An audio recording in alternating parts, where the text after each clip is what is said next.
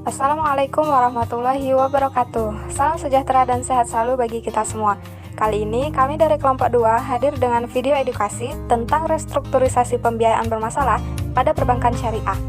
Video ini kami buat untuk memenuhi tugas ujian akhir semester dari mata kuliah Manajemen Keuangan Islam yang diampu oleh Bapak Rahman Arifin MA. Poin dari video ini akan disampaikan melalui 3 pembahasan. Untuk pembahasan yang pertama akan disampaikan oleh saya sendiri. Dalam pasal 1 ayat 7 Peraturan Bank Indonesia nomor 18 /PBI/2008 yang dimaksud dengan restrukturisasi pembiayaan adalah upaya yang dilakukan oleh bank dalam rangka membantu nasabah untuk menyelesaikan kewajibannya. Ada 3 upaya yang dilakukan bank dalam restrukturisasi, yaitu penjadwalan ulang, persyaratan kembali, dan restrukturisasi. Upaya yang pertama yaitu penjadwalan ulang atau rescheduling. Nah, rescheduling ini merupakan perubahan jadwal pembayaran angsuran pembiayaan dari nasabah yang diberikan oleh bank untuk memberikan perpanjangan waktu kepada nasabah dalam membayar angsuran, sehingga nasabah memiliki kelonggaran selama kurun waktu tertentu yang telah disepakati atau selama kondisi ekonominya masih menurun.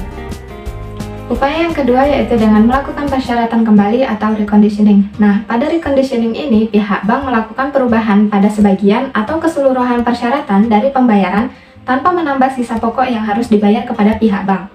Nah, upaya yang terakhir yaitu restructuring atau penataan kembali. Selain 2 cara yang telah kita sebutkan tadi, di upaya yang kali ini pihak bank bisa melakukan perubahan pada akad pembiayaan atau pihak bank bisa mengubah pembiayaan menjadi penyertaan syarat berharga. Kemudian pihak bank juga bisa menyertakan modal sementara kepada nasabah yang bersangkutan. Contoh dari kegiatan restructuring ini yaitu pihak bank bisa mengubah akad pembiayaan dari mudharabah ke musyarakah dan juga sebaliknya. Nah, selanjutnya kita akan membahas bagaimana pandangan Islam terhadap penyelesaian pembiayaan yang bermasalah. Dalam hal ini, Islam memiliki pedoman dalam Quran Surat Al-Baqarah ayat 280 yang berbunyi, A'udzubillahi minasyaitonirrajim, Bismillahirrahmanirrahim, wa in kana dzu usratin fanazratun ila maisarah wa an tasaddaqu khairul lakum in kuntum ta'lamun. Shadaqallahul azim. Yang artinya, dan apabila orang yang berhutang itu memiliki kesulitan, hendaklah berilah ia tenggang waktu sampai dia memiliki kelonggaran. Dan apabila kamu menyedekahkan, maka hal itu lebih baik bagimu jika kamu mengetahuinya. Nah, dari ayat tadi tentu kita tahu bahwa Allah sudah menganjurkan kepada kita semua umat muslim untuk saling tolong-menolong. Contohnya yaitu dengan memberikan kemudahan atau kelonggaran kepada orang yang memiliki hutang dan mengalami kesulitan dalam pelunasannya. Dan di akhir ayat, Allah juga menyebutkan bahwa apabila kita menyedekahkan hutang tersebut, maka itu akan lebih baik. Hal ini sama halnya dengan praktik qardul hasan pada perbankan syariah, yaitu segala bentuk pinjaman tanpa tujuan komersial.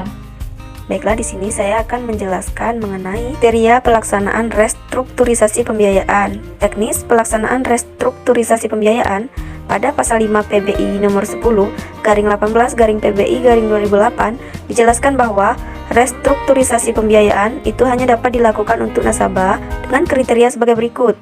Yang pertama, nasabah mengalami penurunan dalam kemampuan pembayaran. Yang kedua, nasabah memiliki prospek usaha yang baik dan mampu memenuhi kewajiban setelah restrukturisasi. Yang ketiga, restrukturisasi pembiayaan hanya dapat dilakukan untuk pembiayaan dengan kualitas kurang lancar, diragukan maupun macet. Restrukturisasi pembiayaan itu wajib didukung dengan analisis dan bukti-bukti yang memadai serta terdokumentasi dengan baik. Faktor pembiayaan bermasalah pada bank syariah. Pada dasarnya faktor pembiayaan bermasalah pada bank syariah ada 2.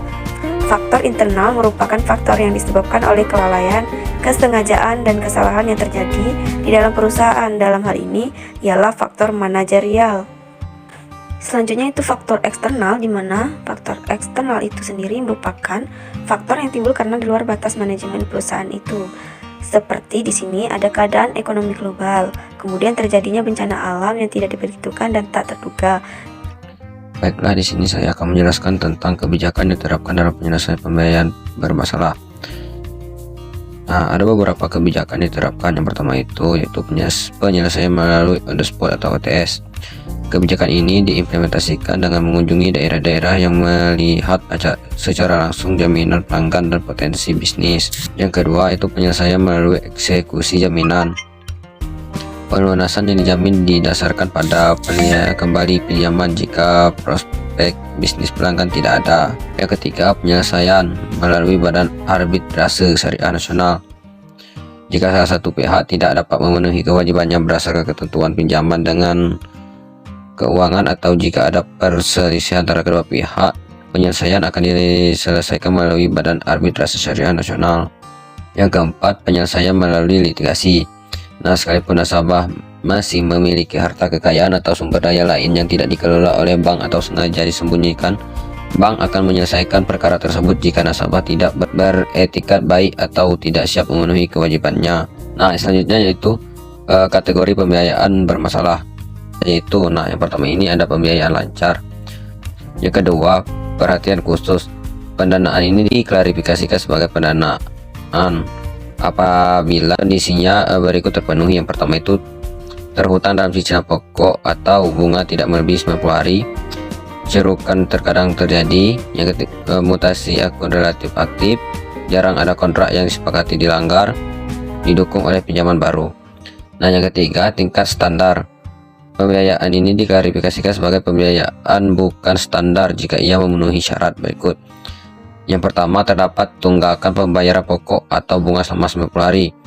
Yang kedua, cerukan adalah hal biasa. Yang ketiga, frekuensi mutasi rekening relatif rendah. Yang keempat, kontrak yang disepakati selama lebih dari 90 hari telah dilanggar.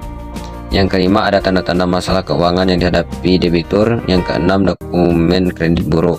Selanjutnya itu diragukan. Yang kelima, macet. Pembiayaan yang memenuhi kriteria berikut ini tergolong pembiayaan macet. Yang pertama, ada 270 hari piutang dalam pembayaran pokok atau bunga.